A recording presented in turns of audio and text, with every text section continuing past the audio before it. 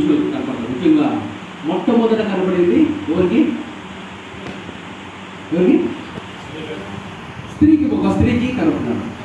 మగ్దలేని మరియ. Very good. అయితే ఆ మగ్దలేని మరియకు కనపడి ఎవరికి చెప్పన్నాడు? శిష్యులకు వెళ్ళి నేను వాళ్ళు కలుస్తాను, నేను చెప్పని చెప్పి వేసే చెప్పడానికి చెప్పి. అంటే చాలామంది ఏమంటారంటే స్త్రీలని దూరం పెట్టండి, స్త్రీలని నిశ్శబ్దం ఉంచండి, స్త్రీలని అరగదొక్కండి, ఎందుకంటే వాళ్ళ కన్నా మనము ముందుకు నడిపిస్తే అల్లకల్లం అవుతుంది అని చాలా సంవత్సరాలు అలా చేస్తాయి. కానీ యేసయ్య స్త్రీకి ఇచ్చే గౌరవం, స్త్రీల పట్ల ఆయనకున్న ప్రేమ, రక్తస్రావం కలిగిన స్త్రీని మామూలుగా దేవుడి దగ్గర కూడా రాలేదు.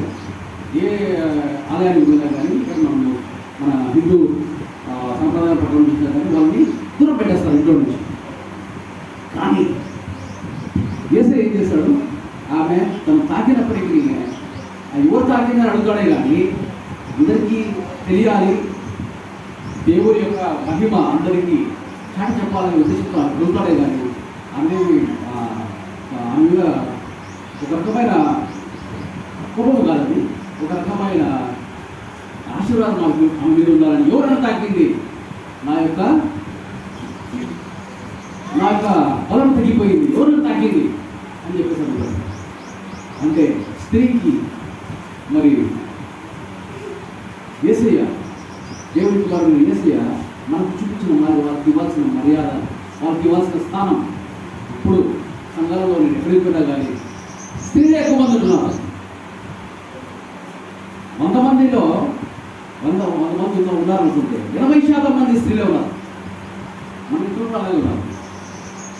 అయితే ప్రతి ఇంటిని కట్టేది స్త్రీ. ప్రతి ఇంటిని ఇంటి ఒక మనిషి ఇల్లు ఉండాలంటే ఆ ఇంటికి ఒక స్త్రీ ఉంటేనే కానీ ఆ ఇంటికి వెలుగు, ఆ ఇంటికి ఒక మంచి గుర్తింపు వచ్చే అవకాశం ఉంటుంది. సో రీసెంట్గా నేను చాలా ఉమెన్ అండ్ జెండర్ అసెంబ్లీ అని చెప్పేసి యంగ్ మెన్ క్రిస్టియన్ అసోసియేషన్ తరఫున 3 సార్లు, ఒకసారి కడపలో మా నాన్నపర్తి రోజు జరిగాము, ఏలగిరిలో 3 రోజులు జరిగింది.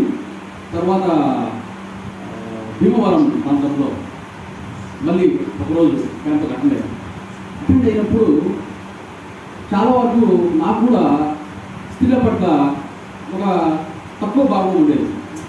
వాళ్ళని కొంచెం తక్కువ చూడాలా అనే భావం ఉండేది. కానీ అక్కడ వెళ్ళిన తర్వాత స్త్రీల పట్ల గౌరవం కలిగింది. స్త్రీల పట్ల అంటే మనకు ఎవరు మాదిరి, అన్నిటికీ మనకు మాదిరి ఎవరైనా ఉన్నారంటే అది ఎవరు? బైబిల్లో ఎంతోమంది ఉన్నారు. బైబిల్లో ఆదాము దగ్గర నుంచి లాస్ట్ యేసయ్య శిష్యులు, తర్వాత పౌలు, మరి స్టెఫెన్ చనిపోయిన స్టెఫెన్, పౌలు, ఎంతోమంది ఉన్నారు. మనం వెంబడించాం. బాప్తిస్మ యోహాను, ఇంతమంది ఉండగా మనం ఎవరిని వెంబడించాలి? ఎవరిని వెంబడించమని మనము క్రైస్తవం అంటే ఎవరికి పోలి ఉండాలి? మనము యేసు దేవుని కుమారుడైన క్రీస్తు అయిన యేసు ప్రభుని పోలి ఉండాలి. అప్పుడే మనం క్రైస్తవులం అవుతాం. ఆ పోలిక లేదనుకోండి, అప్పుడు మనము ఊరికే చర్చకు వచ్చిపోతున్నాము, ఊరికే మనం ఆచారాలు చేస్తున్నాము. ఒక చర్చ నడపడానికి కొన్ని వ్యవహారాలు ఉంటాయి, అవి మాత్రమే చేస్తున్నాము. యేసయ్యకు మాట్లాడతారు. ఒకవేళ మీ హృదయం దేవునికి దూరంగా ఉంటే మీరు చేసే ఆచారములు వ్యర్థములు.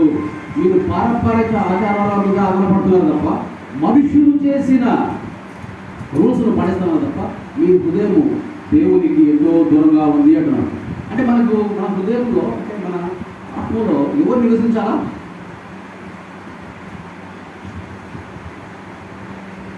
మన చాలా మంది మర్చిపోతున్నారు. మనిషికి 3 భాగాలు ఉన్నాయి. ఏ భాగాలమ్మా? శరీరము, మన మేధస్సు, తర్వాత ఆత్మ. మన ఆత్మలో ఖాళీగా ఉంటే ఏమవుతుందంటే ఇంతకుముందు చెప్పింది, అక్కడ దురాత్మలు వచ్చి చేస్తాయి, గలిబిలి చేస్తాయి. మన ఆత్మలో ఖాళీగా ఉంటే దురాత్మలు చేరి మనం గలిబిలి చేస్తాయి. అప్పుడు మనం ఏం చేయాలి? దురాత్మల్ని మీరు మారు మనసు పొంది అంటే మనము ఒక దాంట్లో పోతాం. అది కరెక్టే దారా కాదు తెలుసుకోవాలి. ఎలా తెలుసుకోవాలి? యేసయ్య వెళ్ళే మార్గమా ఇది కాదా అని యేసయ్య ఏం చెప్పినాడో అవన్నీ మనం గ్రహించాలి. ఒకరి చదువురాని వాళ్ళు ఉంటే చర్చిలో పాస్టర్ని అడగాలి. లేదు ఇంకా వాళ్ళకు దేవుడు ఇచ్చి అనుగ్రహం ఏంటంటే ప్రతి ఒక్కరితో దేవుడు మాట్లాడతాడు. అయితే అడగాలి వాళ్ళు. అడిగిన ప్రతి వారికి దేవుడు తనకు కావాల్సింది ఇస్తాడు. నాకు అర్థం కావట్లేదు నా విషయం, నాకేం తెలియదు అన్నప్పుడు నాకు తెలియదు అనే మాట దేవుడికి చాలా ఇష్టం. దేవుడికి చాలా ఇష్టం. పిల్లలు ఏం కావాలమ్మా నీకు అని అడిగినప్పుడు పిల్లల్ని ఏ కొనిమంటావు అంటే నాకు తెలియదంటే తండ్రికి ఇష్టం, తల్లిదండ్రులకు ఇష్టం. అప్పుడు ఇంకా వాళ్ళకు 500 రూపాయలు కొనాలనుకునే వాళ్ళు ఇంకా అబ్బా మనం ఏమి ఇచ్చినా కానీ తీసుకునే పరిస్థితిలో ఉంది అని చెప్పి 500 రూపాయలు పెట్టాలనుకునే వాళ్ళు 5,000 రూపాయలు. అది ఎందుకో వాళ్ళకి నచ్చింది వాళ్ళకి కొనేసి వాళ్ళు సంతోషపడతారు సార్.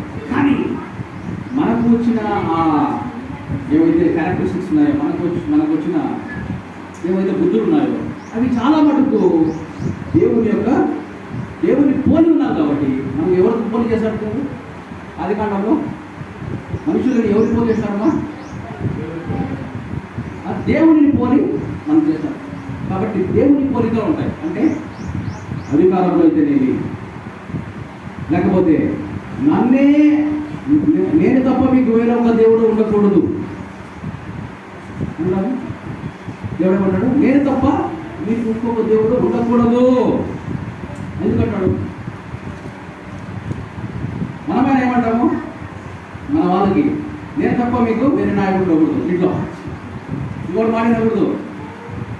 మౌడు భార్య అంటాడు, మీ అమ్మ మాటను మీ నాన్న మాటను మీ తమ్ముల మాటలు విన్నామంటే మనం బ్రతుపెట్టిపోతాము.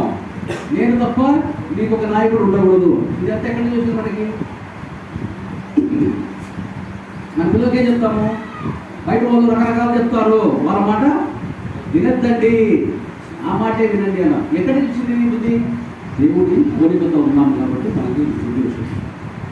అలాగే మనము దేవుడి పోలికలో ఉన్నాం కాబట్టి మనకు మన ఆత్మలో ఎవరు నిండి ఉండాలా? చెప్పాను. ఏం చెప్పిన 3 భాగాలు ఏం చెప్పాను?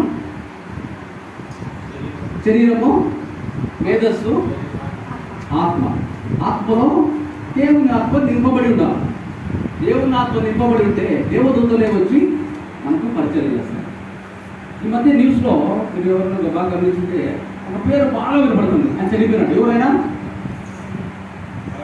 పగడాల ప్రవీణ్ అని చెప్పేసి ఒక మాస్టర్ చనిపోయారు. నిన్న ఆయన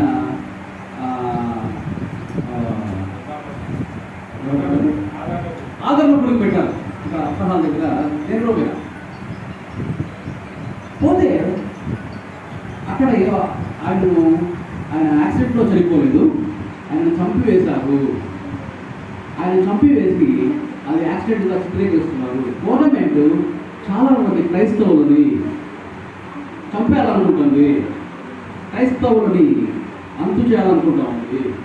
ఎందుకంటే వాళ్ళకేమి ఇప్పుడు ఇది ఒక హిందూ దేశం కాబట్టి ఒక ఆర్ఎస్ఎస్తో కూడిన రాజ్యం నడుస్తుంది కాబట్టి ఇప్పుడు మేమున్నాం కదా అధికారంలో, మరి మిగతా వాళ్ళని ఇబ్బంది పెట్టాలా అని చెప్పేసి ఉద్దేశంతో వాళ్ళు మైనారిటీస్ని ఇబ్బంది పెడుతున్నారని వీళ్ళు చెప్తున్నారు. ఇప్పుడు నిన్న అజయ్ బాబు అనే ఒక అతను, తర్వాత అభినయ్ అనే ఒక కుర్రాడు, వీరిద్దరూ మనం ప్రశ్నించాలా, మనం ఎదురు తిరగాలా? మనము ఇప్పుడు గవర్నమెంటే మనకు తప్పుగా చెప్తామంటే అది తప్పు రైతే మనకు తెలియదు.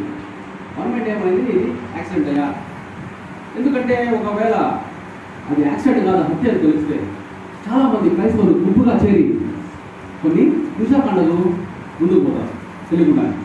అంటే మన రోజులో చెప్తున్నాడంటే మనము ప్రతిఘటిస్తాం. అలా హింసాకాండ చేస్తే మరి వాళ్ళు ఊరుకుంటారా? వాళ్ళు హింసాకాండ మొదలుపెట్టి కొన్ని లక్షల మంది వెళ్ళిపోతాం.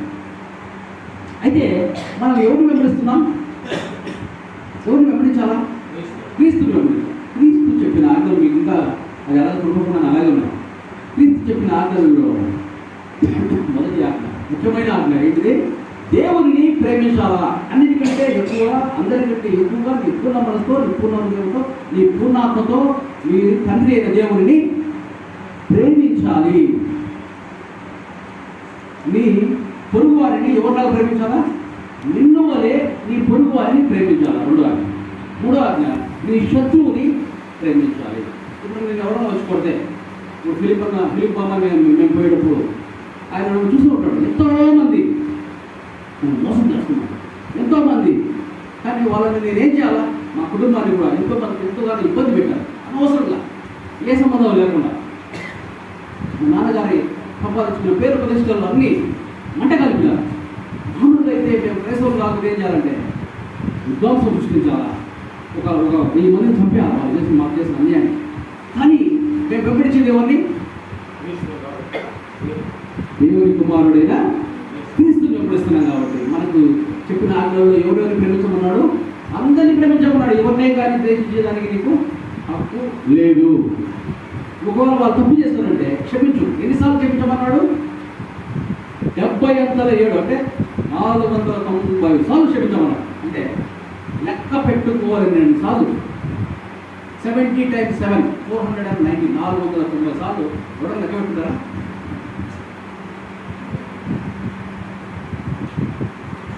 ఎవరు తప్పు చేస్తే మన పట్ల ఒకసారి, ఇప్పుడు కొంతమంది అయితే ఒకసారి తప్పు చేస్తేనే సంవత్సరం మాట్లాడతారు. లేకపోతే ఒకసారి తప్పు చేస్తే నేను అసలు వాళ్ళ మొహమే చూడు, వాళ్ళు వస్తారా కానీ చూసుకుంటుంటే బదులుతా. కానీ మనం ఎన్నిసార్లు క్షమించాలి? 490 సార్లు లెక్క పెట్టుకోవాలని 2 సార్లు క్షమించాలి. అవతల వాడు వచ్చి నేను కొడితే ఏం చేయాలా అంటే నువ్వు వాడిని క్షమించాలి. వాడు నేను హింసించినప్పుడు వాని కోసం నువ్వు ప్రార్థించు. ఒకవేళ ఎవడన్నా దేవుని పట్ల కానీ, దేవుని పరిచయ పట్ల కానీ, దేవుని బాధ్యత పట్ల కానీ మనల్ని హింసిస్తే మనకు ప్రవక్తల వరం దొరుకుతుంది. అంటే మనం ప్రవక్తల తయారవుతాం. మీరు సంతోషించుడి, మీరు ఆనందించుడి. Rejoice and be glad when someone persecutes. అంటే ఎవరన్నా నిన్ను దేవుని నిమిత్తము, నీతి నిమిత్తము నేను హింసిస్తే, నేను నిందిస్తే మనం ఏం చేయాలి? సంతోషించాలి. అయ్యో వాడు కొట్టాడే, వాడు ఎట్లా కొట్టాలా అని మనం రాత్రి ఆలోచించాలి. మనం సంతోషించాలి. ఎందుకు? మీకు పరలోకమందు ప్రతిఫలము అధికమగును. పరలోకంలో ఇక్కడ ఎవడో మనం కొట్టేశాడు, మనం మొహం మీద ఉమ్మేస్తాడు. అంటే దేనికి? మనం నీతిగానే ఉన్నాం, మనం నీతి చెప్పలే, మనలో కొంచెమైనా కానీ తప్పు లేదు. అయినప్పటికీ కానీ మనము బైబిల్ పట్టుకొని మనము దేవుని పరిచయం, దేవుని బాధ్యత చేస్తున్నాం. మన బాధ్యత ఏంటి? మనం ఎందుకు బతుకున్నామంటే చాలామందికి తెలియదు. చాలామంది ఏమనుకుంటారంటే మనము డబ్బు సంపాదించుకోవడానికి బతుకున్నాము, పిల్లలను చూసుకోవడానికి బతుకున్నాము, లేదా ఇంకా పని చేసుకోవడానికి రైతు పనులు, లేకపోతే కూలి పని చేసుకోవడానికో, లేకపోతే ఉద్యోగం చేయడానికో, ఇంకోదానికో బతుకున్నాము అని అనుకుంటారు. అని మనము బ్రతికున్నది, మన బాధ్యత ఏంటంటే ఎవరో చెప్పగలుగుతారా? ఇద్దరు 2 రకాల మనుషులు ఉన్నారు. ఒకరు వచ్చి దేవుని కుమారుడు, కుమార్తెలు. రెండో రకం వచ్చేసి తప్పిపోయిన కుమారుడు, తప్పిపోయిన కుమార్తెలు. వీళ్ళు ఎవరి కుమార్తెలు? వీళ్ళు కూడా దేవుని కుమారులే. అందరు భూమి మీద ఉన్న వాళ్ళందరూ దేవుని కుమారులే. 2 రకాలు బాగా అర్థమైందా? 2 రకాలు ఎవరంటే ఒకరు దేవుని కుమారుడు, కుమార్తెలు. వీళ్ళు పోలిక ఎవరు పోలిక ఉంటుందంటే వీళ్ళు చూస్తే ఎవరు ఉంటారు? వీళ్ళు సేమ్ టు సేమ్ యేసయ్య వెంబడిస్తారు, యేసయ్య లాగానే ఉంటారు. అంటే బయట కాదు, ఆత్మలో. ఎందుకంటే దేవుని ఆత్మ యేసయ్యలో ఉంది, దేవుని ఆత్మ వీళ్ళలో ఉంది. బయట ఆకారాలు మాత్రమే ఈ బట్టలు, ఒక బట్టలు పక్కన పెడితే వీటి ఆకారాలు వేరు, కానీ లోపల ఉంటే వీళ్ళు ఒకటే. ఎట్లయితే ఉందో దేవునిలో, యేసయ్యలో, దేవుని కుమారుడైన యేసయ్యలో ఉన్న దేవుని ఆత్మ, మనలో ఉన్న దేవుని ఆత్మ సేమ్ టు సేమ్. వీళ్ళు దేవుని కుమారుడు, దేవుని కుమారుడు. యేసయ్య చేసిన అద్భుత కార్యములన్నీ వీళ్ళు చేయగలుగుతారు. వ్యాధులను, రోగములను, దయ్యాలను అరిగేస్తారు. అసలు చనిపోయిన వారి సైతం లేపుతారు. అద్భుత కార్యములు అంటే వీళ్ళకు నార్మల్, వీరికేమి కొత్త కాదు. చాలా పెద్ద సమస్య ఏమా, కిడ్నీ సమస్య ఏమా, క్యాన్సర్ 4వ స్టేజ్. ఇది మామ నేను పోయినప్పుడు మామ నెల్లూరులో 4వ స్టేజ్ చచ్చిపోతారన్నాడు. కొద్దిగా మామూలు వచ్చి వచ్చాడు అతను, 40 సంవత్సరాలు బతున్నాడు. అట్లా మనకు సాధ్యము కానిది నమ్ముట నీ వలనైతే నమ్మువారికి సమస్తము సాధ్యం. యేసయ్య అంటాడు, ఏమంటాడంటే నేను చేయు అద్భుత కార్యములు మీరు కూడా చేస్తారు. ఎవరు చేసే అద్భుత కార్యములు వింటున్నారు మీరు. యేసయ్య ఏమంటాడంటే నేను చేసే అద్భుత కార్యములు మీరు చేస్తారు, నాకంటే ఎక్కువగా మీరు చేస్తారు అన్నాడా? అంటే ఇప్పుడు యేసయ్య అబద్ధం చెప్పినాడా, నిజం చెప్పినాడా? యేసయ్య ఎప్పుడన్నా అబద్ధం చెప్పినాడా? మనకు యేసయ్య ఎప్పుడన్నా అబద్ధం చెప్పినాడా? యేసయ్య ఇంతవరకు ఒక అబద్ధం కూడా చెప్పలేదు. ఆయన చెప్పేది ప్రతి ఒక్కటి నిజం. అంటే మనము చేసే అద్భుత కార్యములు ఎవరిని మించి ఉంటాయి? యేసయ్యకు చేసిన అద్భుత కార్యాలు మించి ఉంటాయని ఆయనే చెప్పాడు. ఇప్పుడు ఆయన చెప్పింది మనం చేయలేదంటే తప్పు ఎవరిది? మనలోనే లోపం ఉంది. మనం నమ్మలేకపోతున్నాం. ఆయన చెప్పాడు, మీరు పాస్ అయిపోయినారు, నువ్వు డైరెక్ట్గా నువ్వు ఉద్యోగం ఇచ్చేసినాము, నీకు 10 లక్షల జీతం రా, నెలకి వచ్చి జాయిన్ అయిపోతున్నాడు. కానీ నమ్మలేకపోతాడు. ఇప్పుడు ఇది కళ ఏమో, ఇది నిజం కాదేమో అని నమ్మలేని పరిస్థితుల్లో ఉన్నామా? నమ్ముట నీ వలన అయితే నమ్మడానికి సమస్తము సాధ్యం. ఇప్పుడు మనం ఎవరిని పోలి ఉండాలా? క్రీస్తుని పోలి ఉండాలి. సో ఇప్పుడు ఈ పగడాల ప్రవీణ్ను హత్య చేసినారా, యాక్సిడెంటా అనేది అది ఎప్పటికీ తెలియని విషయం. అయితే చాలా